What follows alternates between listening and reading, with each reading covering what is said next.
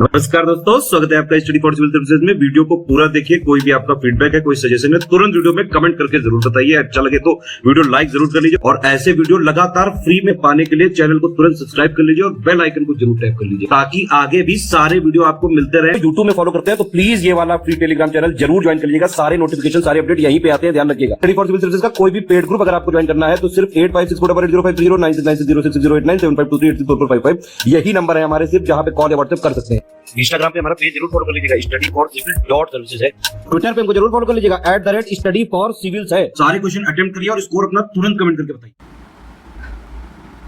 दोस्तों नमस्कार, study for civil services में आप सभी का स्वागत है। यहाँ पे UPPSC paid quiz prelims examination के लिए जो हम देख रहे हैं उसको कंटिन्यू करेंगे और हमारे जितने भी वीडियोस हो चुके हैं पिछले उसको प्लीज़ देख लीजिएगा अगर आप इस सीरीज़ को फॉलो कर रहे हैं। काफ़ी एक्सपेक्टेड क्वेश्चंस यहाँ पे कवर करवाए जाते हैं। हमारे ग्रुप्स भी इसके लिए चल रहे हैं, आप उसमें एडमिशन के लिए डिस्क्रिप्शन बॉक्स इस वीडियो को खोल करके देखिए, वहाँ पे हमारी कॉन्टैक्ट डिटेल्स दे रखी है, आप उस पर कॉन्टैक्ट कर सकते हैं। कहा गया है गौतम बुद्ध के योगी मुद्रा में बैठे हुए जो मूर्तियां हैं किस शैली में बनाई गई हैं। तो बुद्धिज्म से संबंधित गौतम बुद्ध की कई सारी पोजीशंस में बैठी हुई मूर्तियां हैं, उसके अलग अलग मीनिंग है और अलग उसका आर्किटेक्चर है। इसकी लिस्टिंग डिटेल में देखिएगा। इसी क्रम में हम देखेंगे तो कुषाण डायनेस्टी के टाइम पीरियड पे जो वर्तमान इधर ये पाकिस्तान और अफगानिस्तान का कुछ रीजन है, इधर डेवलप हुई गांधार स्टाइल। ठीक है, तो योगी की है ना एक तरीके से मेडिटेशन की मुद्रा में बैठे हुए जो मूर्तियाँ मिलती हैं वो गांधार स्टाइल में जो है डेवलप की गई। इसमें देखें किस साम्राज्य में स्वर्ण समिति को कौन वारियम कहा जाता था। तो कई सारे कह लीजिए मतलब कमिटीज़ के रूप में है ना वारियम टर्म रेफर किया जाता था इसमें चोला डायनेस्टी के टाइम पीरियड पे। ठीक, तो उसी में से यहाँ पे जो पोन वारियम नाम की कमेटी थी वो इंचार्ज थी किसकी, एक गोल्ड से संबंधित कमेटी। ठीक है, जैसे पंच वारियम है ना, एरी वारियम, ऐसे कई सारे कुछ मेंबर्स होते थे। तो है ना, इनको एक बार लिस्ट देखिएगा ये भी। अब देखें भगवान विष्णु की वाराह अवतार की प्रतिमा कहाँ स्थापित की गई है। तो मध्य प्रदेश में जो उदयगिरी केव्स आप देखते हैं, ठीक है, वहाँ पे ये मूर्ति मिलती है। ऑप्शन फर्स्ट को चुनेंगे। विष्णु के कितने अवतार हैं, क्या कोई बताएगा कमेंट करके कुल। नेक्स्ट है national agricultural cooperative marketing federation of India, इसको शॉर्ट फॉर्म में नेफेड कहा जाता है। इसकी स्थापना का वर्ष बताना है। तो ये जो है 2 अक्टूबर 1958 का इसका एस्टैब्लिशमेंट का डेट है। दत्त समिति का संबंध इसमें से किस विषय से है। तो एक इंडियन डिप्लोमेट थे सुबिमल दत्त, ठीक, इनकी अध्यक्षता में कमेटी बनी जिसमें इंडस्ट्रियल लाइसेंसिंग को रिव्यू करना था। ठीक है, ऑप्शन ए को चुनेंगे, अराउंड 1970s में। ठीक, नेक्स्ट है मोलिंग राष्ट्रीय उद्यान किस राज्य में स्थित है। इंपॉर्टेंट नेशनल पार्क्स की लिस्ट भी आप लोग पढ़िएगा और हो सके तो उसको मैप में लोकेट कर लेंगे तो वो आपको जो है अच्छे से याद हो जाएगा। तो ये है अरुणाचल में। इसमें कौन सा युग्म सुमेलित नहीं है। हमारे पास कुछ हिल्स हैं और किस स्टेट में है ना उनकी लोकेशन है। तो उसी क्रम में मांडव हिल्स जो हैं ये धार डिस्ट्रिक्ट के रीजन में मेनली मध्य प्रदेश में स्थित है। ठीक है, महाराष्ट्र गलत है। बाकी के ऑप्शंस को देखिए, सब ठीक है। इसमें फिर से देखें क्या मैच नहीं है। हमारे पास कुछ वाटरफॉल्स हैं और स्टेट्स का नाम है। तो यहाँ पे अगाया गंगई जलप्रपात जो कर्नाटका के लिए लिखा है ऑप्शन डी में, ये गलत है। ये ईस्टर्न घाट का हमारा पार्ट है तो इधर ये तमिलनाडु में होगा ना, मैप में इसको चाहे तो देख लीजिए।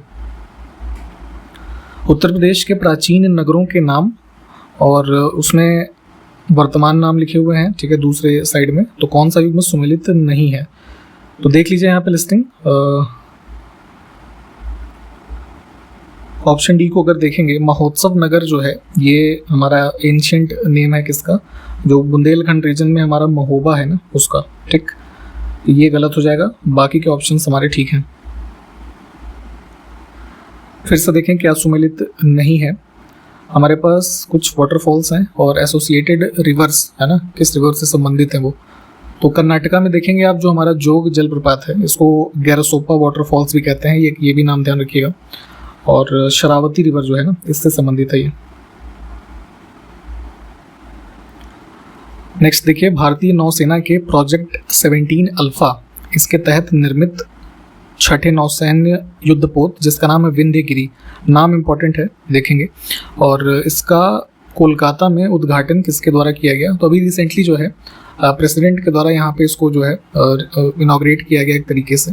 और इसमें ध्यान रखेंगे कि जो प्रोजेक्ट 17 बेसिकली ये प्रोजेक्ट 17A है ना, अल्फा है, ठीक है, उसी को फुल फॉर्म में कहते हैं। तो इस तरह से भी लिखा रहेगा तो ध्यान रखिएगा, प्रोजेक्ट 17A, ठीक। तो इसमें जो है इस सीरीज़ का आखिरी ये युद्धपोत है जिसको कि गार्डन शिप बिल्डर्स है ना कोलकाता का, उन्होंने डेवलप किया है और द्रौपदी मुर्मू जी ने इनॉग्रेट किया। तो ऑप्शन हम इसमें बी को चुनेंगे। भारत को किस शहर में पहली बार नाइट स्ट्रीट रेसिंग सर्किट मिला है? तो अभी रिसेंटली तमिलनाडु गवर्नमेंट और ये एक संस्थान है रेसिंग प्रमोशंस प्राइवेट लिमिटेड, इनके मध्य जो है ये एक MOU के बाद इसको लॉन्च किया गया है एक स्ट्रीट सर्किट, लगभग 3.5 किलोमीटर का है। ये क्या नाम है इसका, जो यहाँ पे तमिलनाडु में देखेंगे मरीना बीच रोड जो है, ठीक है, कोस्टल, उसके अलॉन्ग इसको डेवलप किया जाएगा। और वही नाइट कुछ इसमें जो है रेसिंग वगैरह से संबंधित एक्टिविटीज़ की जा सकती हैं, ठीक। तो चेन्नई इसमें है ना, ध्यान रखेंगे। नेक्स्ट है मेगा एयर ड्रिल जिसका नाम है तरंग शक्ति, इसकी मेज़बानी कौन सा देश करेगा? तो एक एयर एक्सरसाइज है, वन ऑफ द बिगेस्ट कह लीजिए, इसको ऑर्गेनाइज करेगा इंडिया नेक्स्ट ईयर।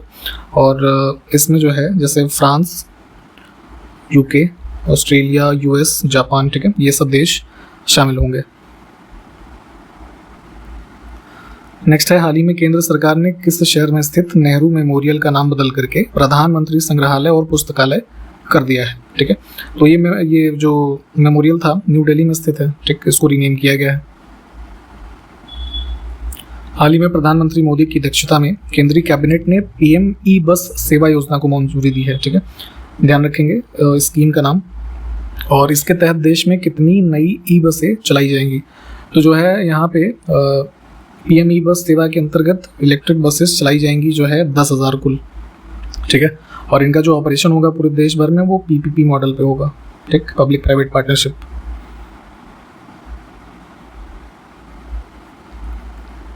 हाल ही में किस देश के क्रिकेटर स्टीवन फिन ने क्रिकेट के सभी प्रारूपों से संन्यास लेने की घोषणा की है? तो फास्ट बॉलर थे ये, इसके इंग्लैंड के, इन्होंने अनाउंस किया है। नेक्स्ट, हाल ही में भारतीय पहलवान कौन सा है जिसने अंडर-20 विश्व कुश्ती चैंपियनशिप 2023 जीता है? तो ये है मोहित कुमार, ठीक है। और एक चीज़ ये ध्यान रखेंगे कि अंडर-20 वर्ल्ड रेसलिंग चैंपियनशिप जो हुआ है कहाँ पे? जॉर्डन में। हाल ही में भारत ने किस देश को डॉर्नियर 228 समुद्री निगरानी विमान सौंपा है, ठीक है। तो एक मैरीटाइम सर्विलांस एयरक्राफ्ट था इंडिया का जिसको कि कह लीजिए हैंड ओवर या गिफ्ट किया गया श्रीलंका को, ठीक है, इंडिपेंडेंस डे के अवसर पे। नेक्स्ट है 15 अगस्त 2023 को किस राज्य सरकार ने अन्नपूर्णा खाद्य पैकेट योजना शुरू की है? तो ये जो है राजस्थान में अनाउंस की गई है स्कीम। इसमें बेसिकली ये है कि अन्नपूर्णा फूड पैकेट के नाम से हर महीने लगभग 1 करोड़ और करीब जो है 40,000, है ना। हालांकि ये आंकड़ा इतना इंपॉर्टेंट नहीं है, मोटा मोटा 1 करोड़ याद रखिए। तो इतने फैमिलीज़ को जो है फूड पैकेट्स वितरित किए जाएंगे, जिसमें कुल मिला के जैसे दालें हो गई, सॉल्ट, है ना, सोयाबीन ऑयल, ये तमाम चीज़ें हैं। तो थोड़ा डिटेल में चाहे तो देख लीजिएगा, ऑप्शन बी। ये काफ़ी इंपॉर्टेंट क्वेश्चन रहेगा, इसको ध्यान दीजिएगा। यूनिफॉर्म सिविल कोड जिसकी संकल्पना हमारे कॉन्स्टिट्यूशन में DPSP आर्टिकल 44 में की गई है, ठीक।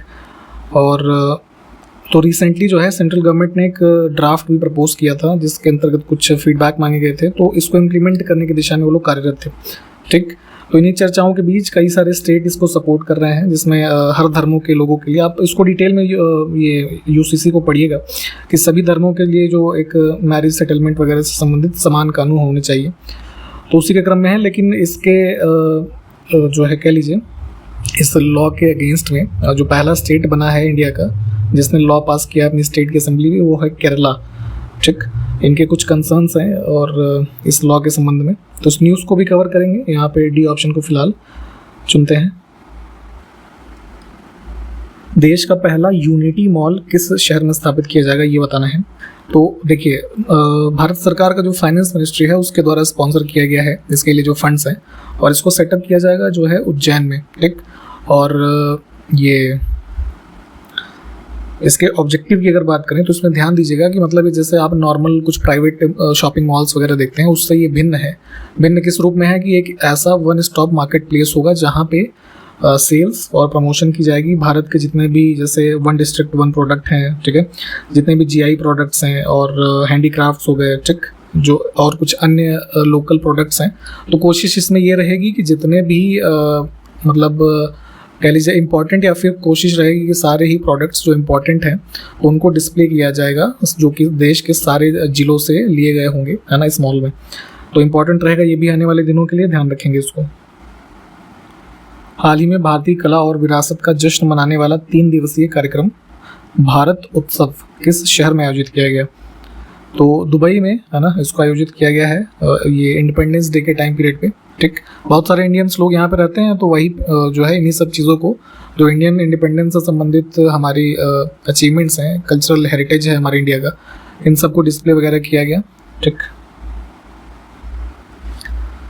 अभी हाल ही में प्रधानमंत्री मोदी ने विश्वकर्मा जयंती के अवसर पर विश्वकर्मा कौशल सम्मान योजना को शुरू करने की घोषणा की है। बेसिकली इसका अनाउंसमेंट अभी जो 15 अगस्त की स्पीच थी उस पर किया गया, ठीक। तो ध्यान रखेंगे, वही इसमें पूछा गया कि विश्वकर्मा जयंती किस दिन मनाई जाती है।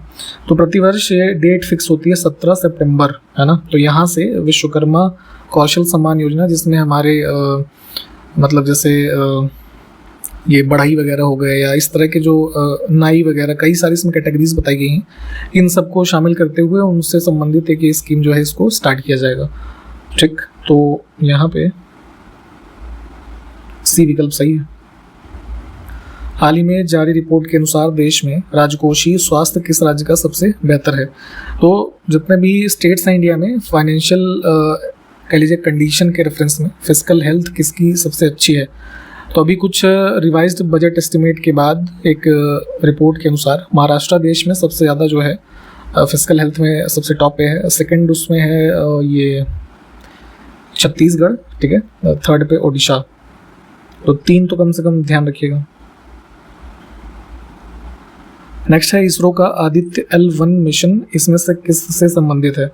तो ये मिशन शायद हमने पहले भी 1-2 बार बात की हुई है कि सन से संबंधित है। देखिए, सेंसस हमारे पास नया है नहीं, आंकड़े पुराने ही हैं 2011 के, अभी भी वही रेलेवेंट है, उसको ही पढ़िएगा। तो इसके अनुसार सर्वाधिक लिंगानुपात वाला केंद्र शासित प्रदेश कौन सा था?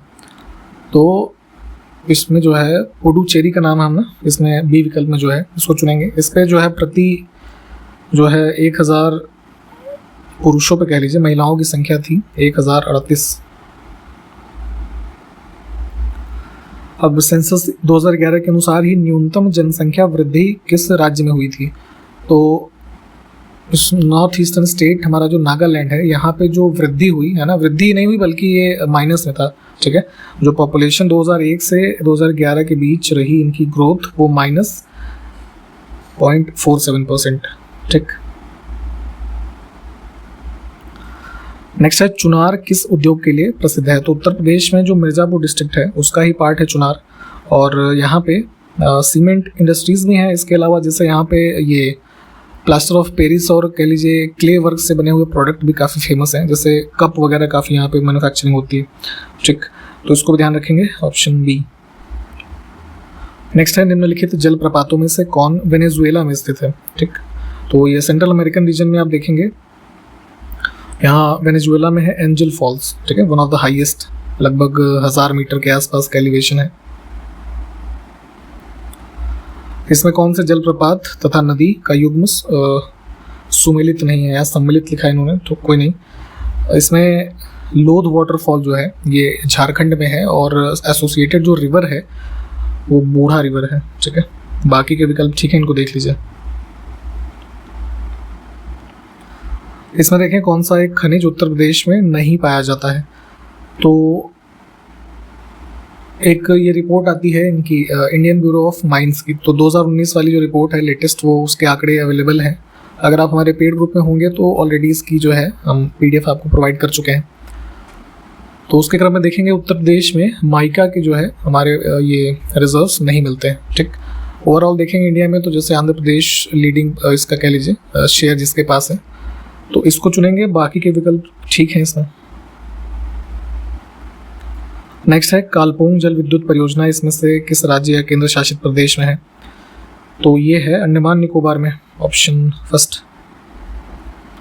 इसमें देखें किसका सुमेल नहीं है, तो यहाँ पे हमारे पास कुछ मिनरल से संबंधित है ना जो रेंजेस हैं वो लिखे हैं और स्टेट।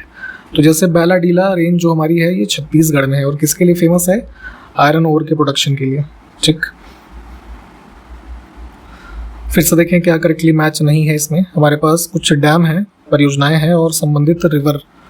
तो पोंग डैम जो है वो ब्यास रिवर से संबंधित है हिमाचल प्रदेश में। ठीक, ये वाला गलत है। भारत की पहली भूमिगत जल विद्युत परियोजना जिसका नाम है संजय विद्युत परियोजना किस राज्य में स्थित है? तो किन्नौर डिस्ट्रिक्ट हिमाचल प्रदेश में स्थित है। ये भाभा रिवर है उससे संबंधित, और जो है ऑप्शन इसमें बी को चुनेंगे। लगभग 120 इसमें जो है मेगावाट की जनरेटिंग कैपेसिटी है, इसको भी ध्यान रखें। 2011 के सेंसस के अनुसार न्यूनतम जनसंख्या वृद्धि वाला केंद्र शासित प्रदेश, तो न्यूनतम जो था ये अराउंड 6.2% के आसपास लक्षद्वीप का था, और हाईएस्ट ग्रोथ रेट जो थी इसमें यूटी में वो दादरा एंड नगर हवेली की थी, अराउंड 55%। हाल ही में किस भारतीय अमेरिकी को प्रतिष्ठित जॉर्ज लेडली पुरस्कार से सम्मानित किया गया? तो ये पुरस्कार इसमें हार्वर्ड यूनिवर्सिटी के अंतर्गत जो है दिया गया है इनके जो है रिस्पेक्टिव फील्ड में एक कह लीजिए उत्कृष्ट कार्य के लिए, और इनका नाम है Raj Chetty. International young eco hero पुरस्कार 2023 के विजेताओं में कितने भारतीय शामिल हैं? तो एनवायरमेंटल जो चैलेंजेस हैं उसके दिशा में कुछ कह लीजिए नए इनिशिएटिव्स है ना, या उसके दिशा में कार्य करने के लिए पूरे विश्व भर से 17 जो युवा हैं इनको चुना गया है, जिसमें से 5 इंडियन हैं। ठीक, वही यहाँ पे पूछा गया था। यहाँ पे इनके नाम देखिए लिखे हुए हैं, आप देख सकते हैं। हाल ही में केंद्रीय जल आयोग ने रियल टाइम में बाढ़ की जानकारी प्रदान करने के लिए कौन सा एप्लीकेशन लॉन्च किया है? तो अभी रिसेंटली जुलाई के महीने में और इवन अभी अगस्त में भी जैसे हिमाचल वगैरह या उत्तराखंड में कई सारी बाढ़ की घटनाएं देखी गई। तो इन्हीं सब चीज़ों को आने वाले दिनों में कुछ अर्ली हमारे पास इंफॉर्मेशन अवेलेबल हो ऐसे फ्लड्स के लिए, तो सेंट्रल वाटर कमीशन जो है इन्होंने लॉन्च किया है फ्लड वॉच इस नाम से एप्लीकेशन। हाल ही में भारत की पहली चिकित्सा प्रौद्योगिकी प्रदर्शनी जिसका नाम है इंडिया मेडिटेक एक्सपो 2023 का आयोजन किस राज्य में किया गया है? तो यहाँ पे भूपेंद्र पटेल जो चीफ मिनिस्टर हैं गुजरात के, इन्होंने इनॉग्रेट किया था इसको गांधीनगर में। ठीक, अगला देखिए फीबा पुरुष बास्केटबॉल विश्व कप 2023 की मेज़बानी कौन सा देश करेगा? तो यहाँ पे ध्यान देना है बास्केटबॉल का ये जो मेंस वर्ल्ड कप होने वाला है अभी इसमें अगस्त के एंड से लेकर के करीब 10 सितंबर के मध्य फिलीपींस, जापान और इंडोनेशिया, ठीक है, इन तीनों देशों को मिलाकर के संयुक्त रूप से डी विकल्प को चुनेंगे। एक क्वेश्चन आपसे ये है, बास्केटबॉल के गेम में एक टाइम पे एक टीम में कितने प्लेयर्स होते हैं? जरा कमेंट करिए। अगस्त 2023 में विश्व एथलेटिक्स कार्यकारी बोर्ड के सदस्य के रूप में चुने जाने वाले पहले भारतीय कौन बने? तो भारत की तरफ से चुने गए हैं ये आदिल सुमरीवाला, ऑप्शन फर्स्ट। हाल ही में भारतीय एथलीट होना चाहिए था यहाँ पे, कोई बात नहीं। इनका नाम है सीमा बिस्ला। इन पर जो है नाडा ने 1 वर्ष का प्रतिबंध लगाया है और ये किस खेल से संबंधित है ये बताना है। तो नेशनल एंटी डोपिंग एजेंसी जो भारत की है तो उसने 1 वर्ष का प्रतिबंध लगाया है सीमा बिस्ला पे, जो रेसलर हैं। अभी ये कुछ अपने टेस्ट वगैरह में फेल हुई थी, है ना, जो एंटी डोपिंग टेस्ट होते हैं। तो ऑप्शन बी को चुनेंगे। इससे में एक चीज़ ये ध्यान दीजिएगा कि जो वर्ल्ड लेवल पे एंटी डोपिंग एजेंसी है ना, वाडा, कहाँ है वो? कनाडा में। ठीक, अगला देखिए, हाल ही में CSIR NBRI, ठीक है, हमारी एक जो ये बॉडी है नेशनल बोटानिकल रिसर्च इंस्टीट्यूट, इन्होंने किसकी एक उन्नत किस्म जिसका नाम है नमो 108 इसको लॉन्च किया है। तो पहले ये ध्यान दीजिएगा, ये नेशनल बोटानिकल रिसर्च इंस्टीट्यूट कहाँ है? लखनऊ में। ठीक है, ये भी इंपॉर्टेंट है, पूछा जाता है। ठीक। इंडिपेंडेंस डे की पूर्व संध्या पे इन्होंने कमल के फूल की एक स्पेशल वैरायटी जो है कह लीजिए डेवलप करके उसका एक मतलब नेशन को एक प्रेजेंट के रूप में कह लीजिए इन्होंने उसको डेडिकेट किया। इसमें विशेषता क्या थी कि इस कमल के फूल में जो पंखुड़ियों की संख्या थी वो 108 थी, है ना, जैसे होते हैं अपने जो फूल वगैरह देखे होंगे, तो इस वजह से यहाँ पे इसको नाम दिया गया है नमोह 108। ठीक। नेक्स्ट है, हाल ही में उत्तर प्रदेश के पहले ई ऑफिस सिस्टम को किस जिले में लॉन्च किया गया है। ठीक है, तो मैनुअल फाइलिंग वगैरह का काफ़ी काम ज़्यादा होता है, आप सब जानते ही होंगे। उसी क्रम में डिजिटल कुछ इस सिस्टम को इंट्रोड्यूस किया गया है कन्नौज के कलेक्ट्रेट में। ठीक है, तो ध्यान रखेंगे, उसी के रेफरेंस में न्यूज़ थी। ऑप्शन बी को चुनेंगे हम।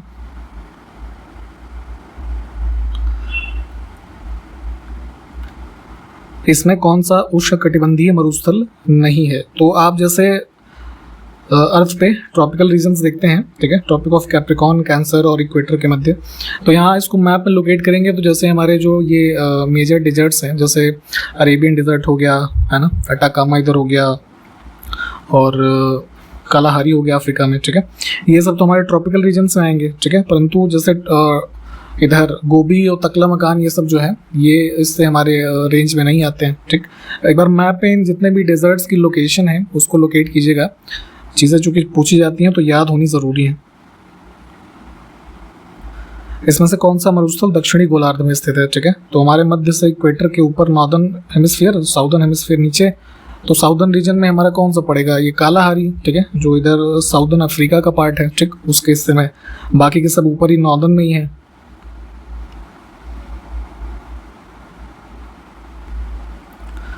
निम्नलिखित मिट्टियों में से कौन सी बेसाल्टिक लावा के अपक्षय के कारण निर्मित हुई है। तो डेक्कन प्लेटू के रीजन में जो ब्लैक सॉइल का आप रीजन देखते हैं वेस्टर्न इंडिया में, मुख्य रूप से इसका जो डिपोजिशन हुआ है बेसाल्टिक लावा के over the period of years जो है इसके डिपॉजिट से हुआ है।